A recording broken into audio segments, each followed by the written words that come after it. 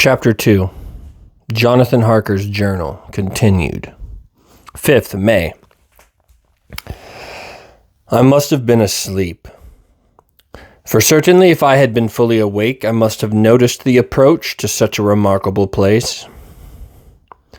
In the gloom, the courtyard looked of considerable size, and as several dark ways led from it under great round arches, it perhaps seemed bigger than it really is. I have not yet been able to see it by daylight.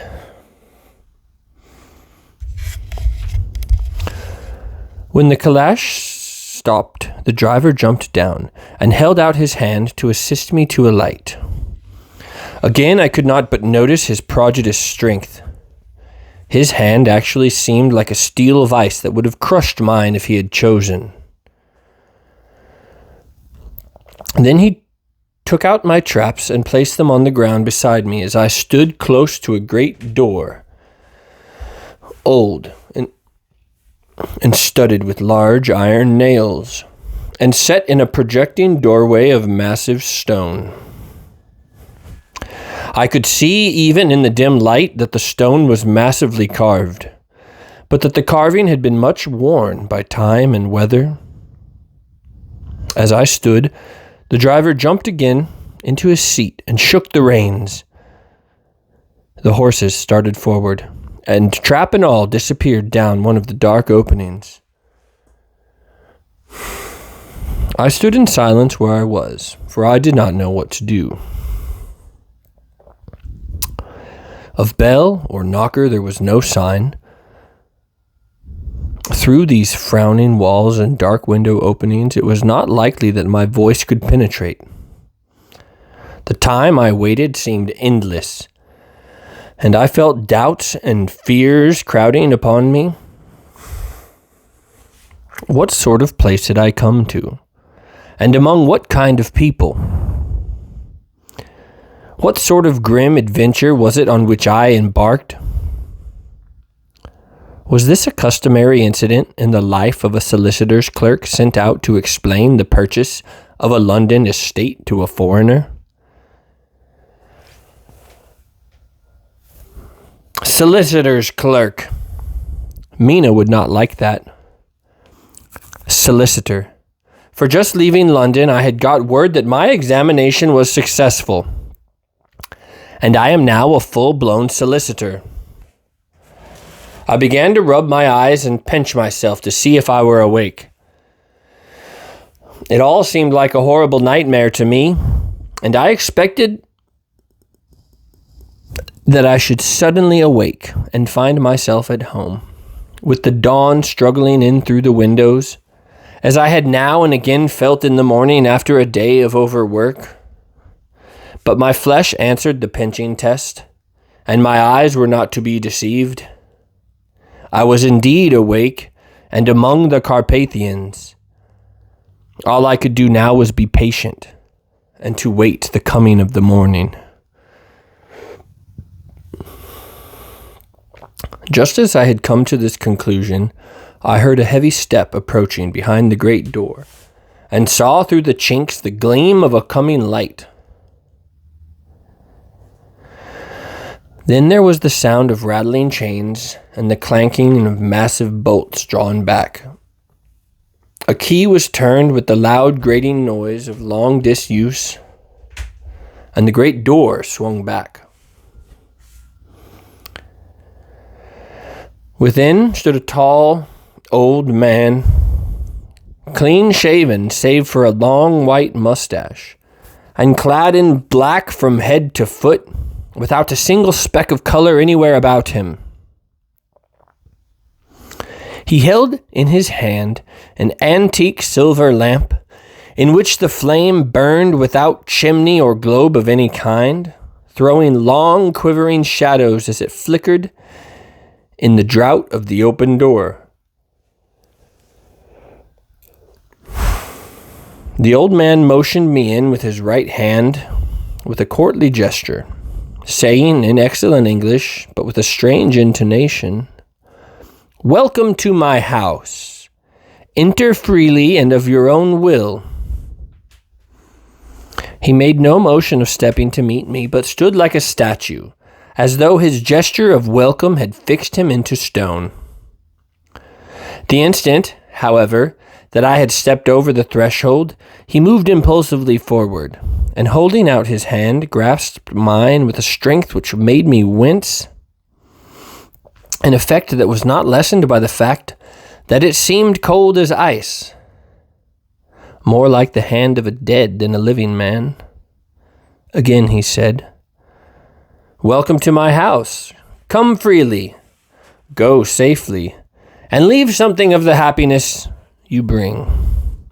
The strength of the handshake was so much akin to that which I had noticed in the driver, whose face I had not seen, that for a moment I doubted if it were not the same person to whom I was speaking. To make sure, I said interrogatively, "Count Dracula?" He bowed in a courtly way as he replied, "I am Dracula, and I bid you welcome, Mr. Harker, to my house. Come in. The night air is chill, and you must need to eat and rest." As he was speaking, he put the lamp on a bracket on the wall, and stepping out, he took my baggage. He had carried it in before I could forestall him. I protested, but he insisted. "Nay, sir, you are my guest. It is late, and my people are not available. Let me see to your comfort myself." He insisted on carrying my traps along the passage, and then up a great winding stair, and along another great passage, on whose stone floor our steps rang heavily. At the end of this he threw open a heavy door, and I rejoiced to see within a well-lit room in which a table was spread for supper, and on whose mighty hearth a great fire of logs flamed and flared.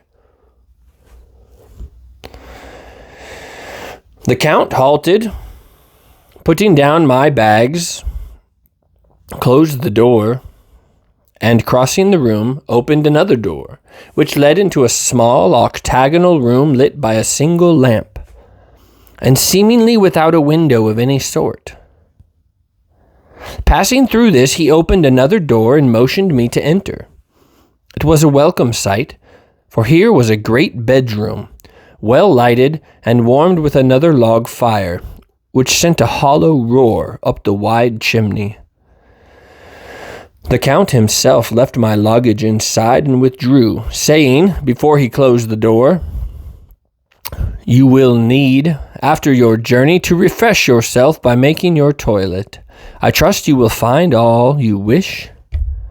When you are ready to come into the other room, where you will find your supper prepared." The light and warmth and the Count's courteous welcome seemed to have dissipated all my doubts and fears. Having then reached my normal state, I discovered that I was half famished with hunger. So, making a hasty toilet, I went into the other room. I found supper already laid out. My host, who stood on one side of the great fireplace leaning against the stonework, made a graceful wave of his hand to the table and said, "I pray you, be seated and sup how you please. You will, I trust, excuse me that I do not join you, but I have dined already and I do not sup." I handed to him the sealed letter which Mr. Hawkins had entrusted to me. He opened it and read it gravely. Then, with a charming smile, he handed it to me to read. One passage of it, at least, gave me a thrill of pleasure. "I much regret that from an attack of gout, from which malady I am a constant sufferer, forbids absolutely any traveling on my part for some time to come. But I am happy to say I can send a sufficient substitute, one in whom I have every possible confidence. He is a young man, full of energy and talent in his own way, and of a very faithful disposition. He is discreet and silent, and has grown into manhood in my service. He shall be ready to attend on you when you will during his stay, and shall take your instructions in all matters." The Count himself came forward and took off the cover of the dish, and I fell to at once on an excellent roast chicken. This, with some cheese and a salad and a bottle of old Tokay, which I had 2 glasses, was my supper. During this time I was eating it, the Count asked me many questions as to my journey, and I told him by degrees all I had experienced. By this time I had finished my supper, and my host's desire had drawn up a chair by the fire and begun to smoke a cigar, which he offered me, at the same time excusing himself that he did not smoke. I had now an opportunity of observing him, and found him of a very marked physiognomy. His face was a very strong aquiline, with high bridge of the thin nose and peculiarly arched nostrils, with lofty domed forehead, and hair growing scantily round the temples, but profusely elsewhere. His eyebrows were very massive, almost meeting over the nose, and with bushy hair that seemed to curl in its own profusion. The mouth, so far as I could see it under the heavy mustache, was fixed and rather cruel-looking, with peculiarly shaped white teeth. These protruded over the lips, whose remarkable rudiness showed astonishing vitality in a man of his years. For the rest, his ears were pale, and at the tops extremely pointed. The chin was broad and strong, and the cheeks firm and thin. The general effect was one of extraordinary pallor.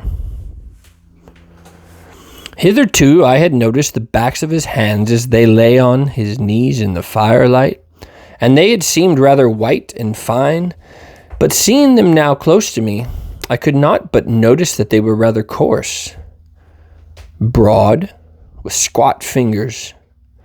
Strange to say, there were hairs in the center of the palm.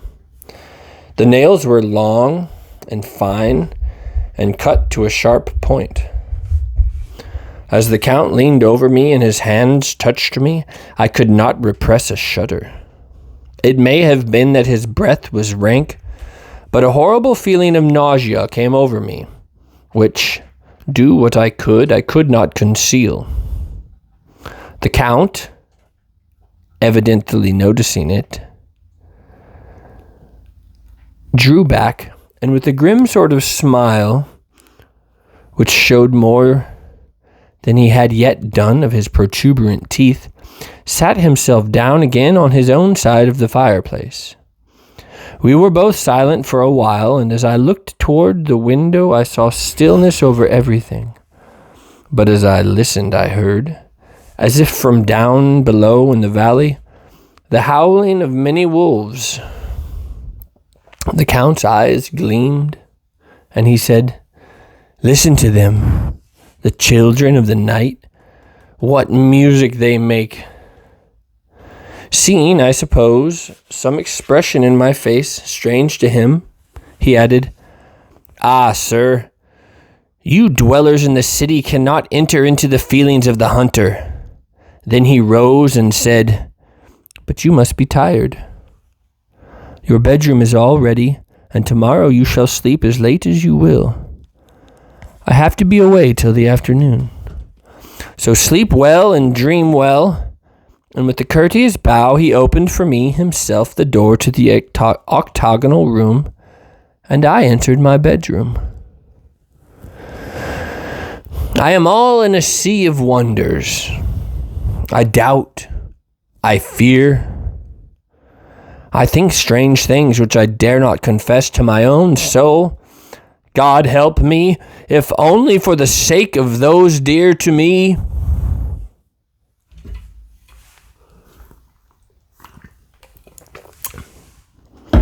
7th May. It is again early morning, but I have rested and enjoyed the last 24 hours. I slept late in the day and awoke of my own accord. When I had dressed myself, I went into the room where we had supped and found a cold breakfast laid out, with coffee kept hot by the pot being placed on the hearth. There was a card on the table on which was written, "I have to be absent for a while. Do not wait for me. D." So I set to and enjoyed a hearty meal. When I had done, I looked for a bell so that I might let the servants know I had finished, but I could not find one. There are certainly odd deficiencies in the house, considering the extraordinary evidences of wealth which are round me. The table service is of gold, and so beautifully wrought that it must be of immense value. The curtains and upholstery of the chairs and sofas, and the hangings of my bed are of the costliest and most beautiful fabrics, and must have been of fabulous value when they were made, for they are centuries old, though in excellent order. I saw something like them in Hampton Court, but there they were worn and frayed and moth-eaten. But still in none of the rooms is there a mirror. There is not even a toilet glass on my table, and I had to get the little shaving glass from my bag before I could either shave or brush my hair. I have not yet seen a servant anywhere, or heard a sound near the castle except for the howling of wolves. When I had finished my meal, I do not know whether to call it breakfast or dinner, for it was between 5 and 6 o'clock when I had it. I looked about for something to read, for I did not like to go about the castle until I had asked the Count's permission. There was absolutely nothing in the room, book, newspaper, or even writing materials. So I opened another door in the room and found a sort of library. The door opposite mine I tried, but found it locked.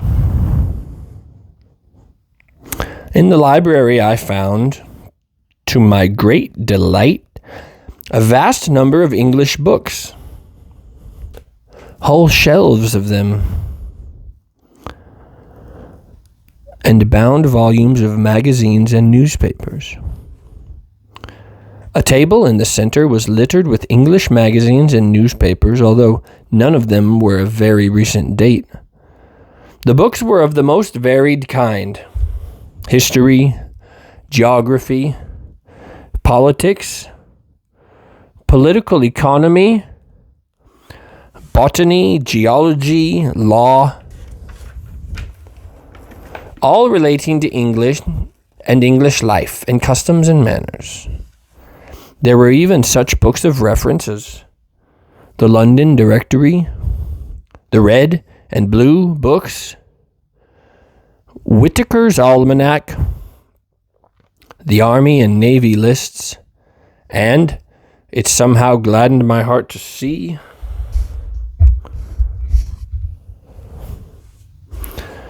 the law list. While I was looking at the books, the door opened and the Count entered. He saluted me in a hearty way and hoped I had had a good night's rest. Then he went on. "I am glad you found your way in here, for I am sure there is much that will interest you. These friends," and he laid his hand on some of the books, "have been good friends to me, and for some years, ever since I had the idea of going to London, have given me many hours of pleasure. Through them I have come to know your great England, and to know her is to love her. I long to go through the crowded streets of your mighty London, to be in the midst and whirl and rush of humanity, to share its life, its change, its death, and all that makes it what it is. But alas, as yet I only know your tongue through books. To you, my friend, I look that I know it to speak. But Count, I said, you know and speak English thoroughly. He bowed gravely. I thank you, my friend, for your all too flattering estimate. But yet I fear that I am but a little way on the road I would travel. True, I know the grammar and the words, but yet I know not how to speak them. Indeed, I said, you speak excellently. Not so, he answered. Well, I know that. Did I move and speak in your London, none there are who would not know me for a stranger. That is not enough for me. Here I am noble. I am boyar. The common people know me, and I am master.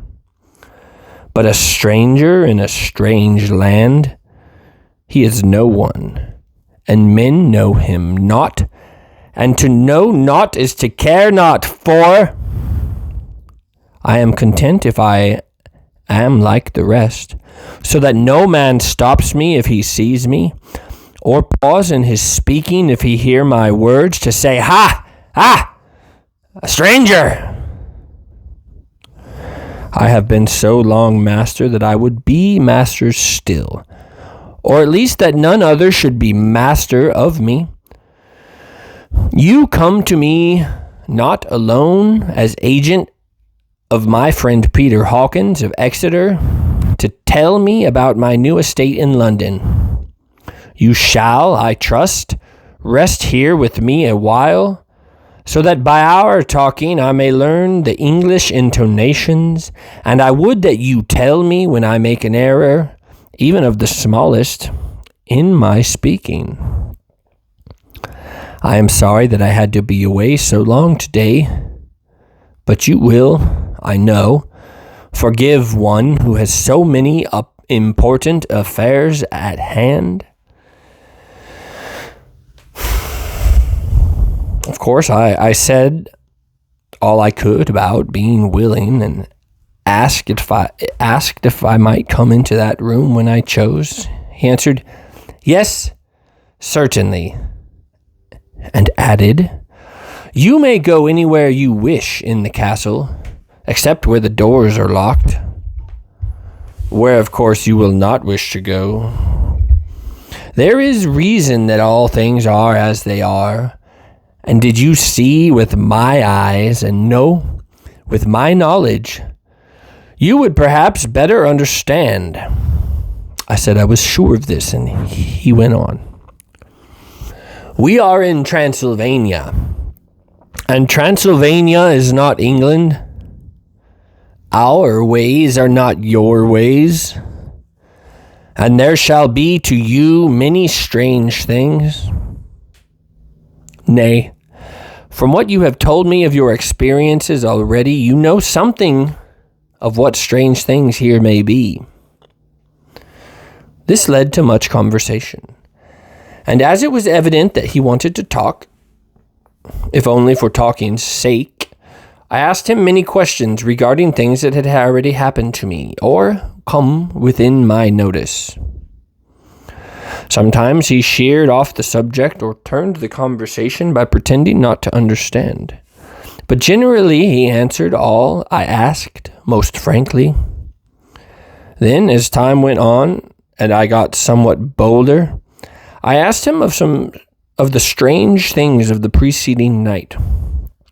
As, for instance, why the coachman went to the places where we had seen the blue flames. Was it indeed true that they showed where gold was hidden? He then explained to me that it was commonly believed that on a certain night of the year, last night, in fact, when all evil spirits are supposed to have unchecked sway, A blue flame is seen over any place where treasure has been concealed. That treasure has been hidden, he went on, in the region through which you came last night. There can be of little doubt. For it was the ground fought over for centuries by the Wallachian, the Saxon, and the Turk. Why, there is hardly a foot of soil in all this region that has not been enriched by the blood of men, patriots or invaders. In old days, there were stirring times when the Austrian and the Hungarian came up in hordes, and the patriots went out to meet them, men and women, the aged and the children too, and waited for their coming on the rocks above the passes, that they might sweep destruction on them with their artificial avalanches. When the invader was triumphant, he found but little, for whatever there was had been sheltered in the friendly soil. But how, said I, can it have remained so long undiscovered, when there is a sure index to it if men would but take the trouble to look? The Count smiled, and as his lips ran back over his gums, the long, sharp canine teeth showed out strangely. He answered, because your peasant is at heart a coward and a fool. Those flames only appear on one night, and on that night no man of this land will, if he can help it, stir without his doors. And, dear sir, even if he did, he would not know what to do. Why, even the peasant that you tell me of who marked the place of the flame would not know where to look in daylight, even for his own work. You would not, I dare be sworn, be able to find these places again? There you are right, I said. I know no more than the dead, where even to look for them. Then we drifted into other matters. Come, he said at last. Tell me of London and of the house which you have procured for me. With an apology for my remissness, I went into my own room to get the papers from my bag. While I was placing them in order, I heard a rattling of china and silver in the next room, and as I passed through, noticed that the table had been cleared and the lamp lit, for it was by this time deep into the dark. The lamps were also lit in the study or library, and I found the Count lying on the sofa, reading, of all things in the world, an English Bradshaw's Guide. When I came in, he cleared the books and papers from the table, and with him I went into plans and deeds and figures of all sorts. He was interested in everything, and asked me a myriad questions about the place and its surroundings. He clearly had studied beforehand all he could get on the subject of the neighborhood, for he evidently at the end knew very much more than I did. When I remarked this, he answered,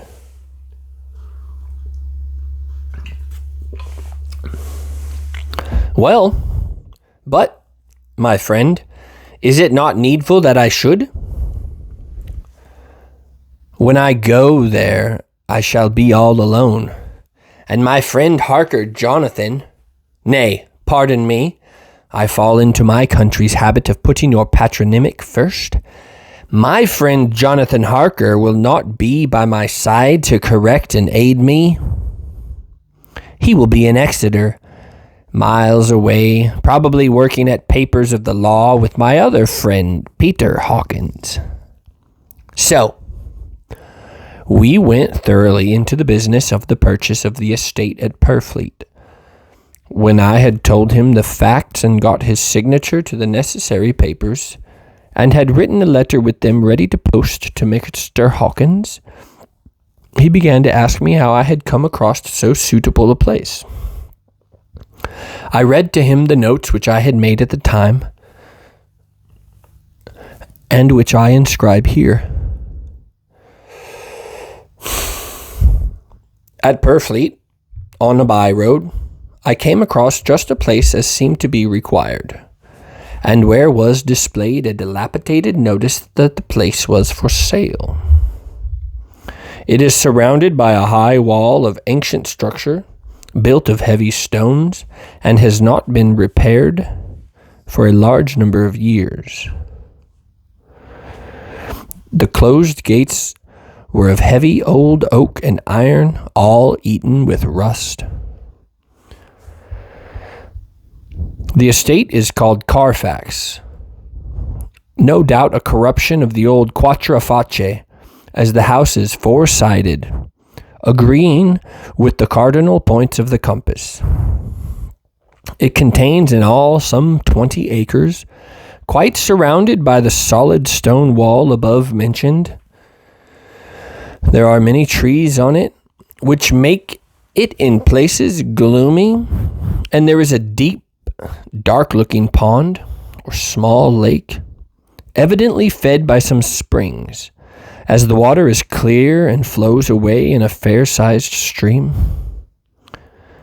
The house is very large, and of all periods back, I should say, to medieval times, for one part is of stone, immensely thick, with only a few windows up high, and heavily barred with iron. It looks like part of a keep, and is close to an old chapel or church. I could not enter it, as I had not the key of the door leading to it from the house. But I have taken with my Kodak views of it from various points. The house has been added to, but in a very straggling way, and I can only guess at the moment the amount of ground it covers, which must be very great. There are but a few houses close at hand, one being a very large house only recently added to and formed into a private lunatic asylum. It is, however, not visible from the grounds. When I had finished, he said, "I am glad that it is old and big.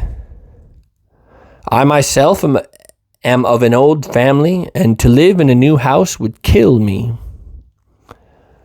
A house cannot be made habitable in a day, and, after all, how few days go to make up a century.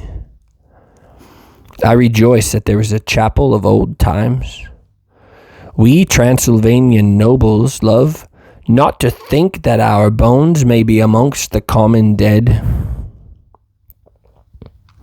I seek not gaiety nor mirth, nor the bright voluptuousness of much sunshine and sparkling waters, which please the young and gay. I am no longer young, and my heart, through weary years of mourning over the dead, is not attuned to mirth. Moreover, the walls of my castle are broken. The shadows are many, and the wind breathes cold through the broken battlements and casements. I love the shade and the shadow, and would be alone with my thoughts when I may." Somehow his words and his looks did not seem to accord, or else it was that his cast of face made his smile look malignant and saturnine. Presently, with an excuse, he left me, asking me to put away all my papers together. He was some little time away, and I began to look at some of the other books around me. One was an atlas, which I found opened naturally at England, as if that map had been much used. On looking at it, I found in certain places little rings marked, and on examining these, I noticed that one was near London on the east side, manifestly where his new estate was situated, and the other two were Exeter and Whitby on the Yorkshire coast. It was the better part of an hour when the Count returned. "Aha," he said, "still at your books? Good, but you must not work always. Come, I am informed that your supper is ready." He took my arm and we went into the next room, where I found an excellent supper waiting on the table. The Count again excused himself, as he had dined out on his being away from home. But he sat as he had on the previous night, and chatted whilst I ate. After supper I smoked, as on the last evening, and the Count stayed with me, chatting and asking questions on every conceivable subject, hour after hour. I felt that it was getting very late indeed, but I did not say anything, for I felt under obligation to meet my host's wishes in every way. I was not sleepy, as the long sleep yesterday had fortified me, but I could not help experiencing that chill which comes over one at the coming of dawn, which is like, in its way, the turn of the tide. They say that people who are near death die generally at the change to the dawn, or at the turn of the tide. Anyone who has, when tired and tied to his post, as it were, experienced this change in atmosphere can well believe it. All at once we heard the crow of a cock coming up with preternatural shrillness through the clear morning air. Count Dracula, jumping to his feet, said, "Why, there is the morning again. How remiss I am to let you stay up so long. You must make your conversation regarding my dear new country of England less interesting, so that I may not forget how time flies by us." And with a courtly bow, he left. I went into my own room and drew the curtains. But there was little to notice. My window opened into the courtyard. All I could see was the warm, gray, quickening sky. So I pulled the curtains again, and I have written of this day.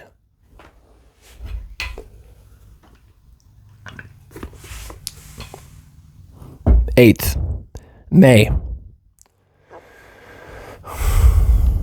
I began to fear as I wrote in this book that I was getting too diffuse. But now I am glad that I went into detail from the first, for there is something so strange about this place and all in it that I cannot but feel uneasy. I wish I were safe out of it, or that I had never come. It may be that this strange night existence is telling on me, but would that were all. If there were anyone to talk to, I could bear it, but there is no one. I have only the Count to speak with, and I fear I am myself the only living soul within this place. Let me be prosaic so far as the facts can be. It will help me to bear up, and imagination must not run riot with me. If it does, I am lost. Let me say at once how I stand, or seem to. I only slept a few hours when I went to bed, and feeling that I could not sleep any more, I got up. I had hung my shaving glass by the window, and was just beginning to shave. Suddenly I felt a hand on my shoulder, and I heard the Count's voice saying to me, "Good morning." I started, for it amazed me that I had not seen him, since the reflection of the glass covered the whole room behind me. In starting, I had cut myself slightly, but did not notice it at the moment. Having answered the Count's salutation, I turned to the glass again to see how I had been mistaken. This time there could be no error, for the man was close to me, but I could not see him over my shoulder.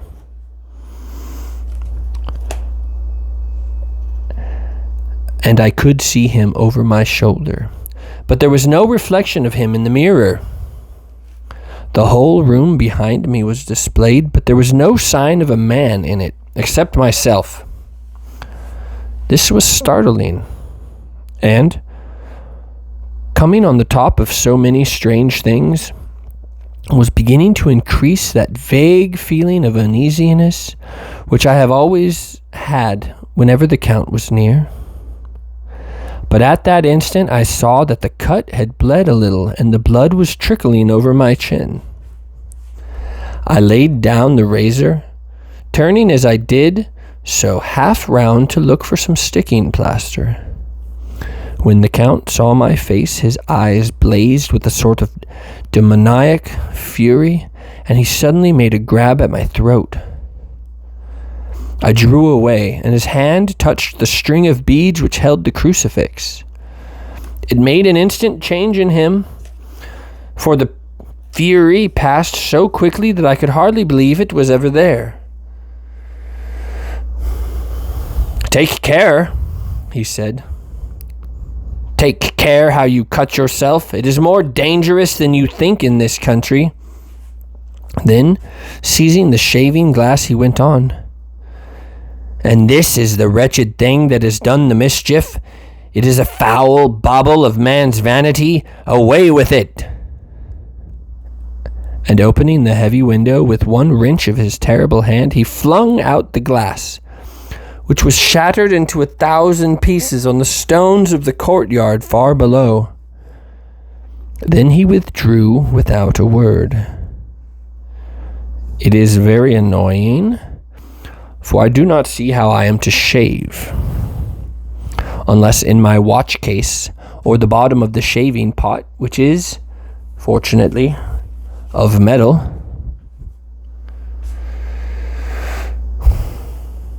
When I went into the dining room, breakfast was prepared, but I could not find the Count anywhere, so I breakfasted alone. It is strange that as yet I have not seen the Count eat or drink. He must be a very peculiar man. After breakfast, I did a little exploring in the castle. I went out on the stairs and found a room looking toward the south. The view was magnificent, and from where I stood there was every opportunity of seeing it. The castle is on the very edge of a terrible precipice.